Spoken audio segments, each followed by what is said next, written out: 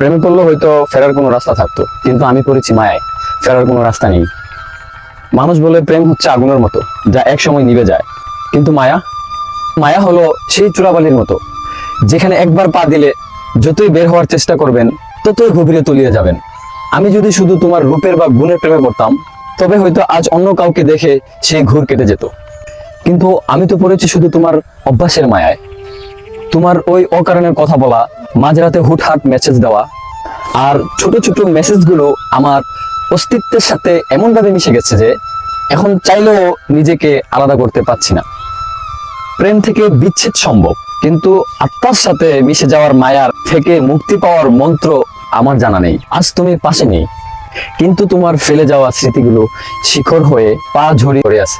আমি ফেরার চেষ্টা করছি বারবার, কিন্তু প্রতিবারই দেখি সব রাস্তা ঘুরিয়ে ফিরিয়ে তোমার ওই শূন্য বারান্দাতে গিয়েই শেষ হয়।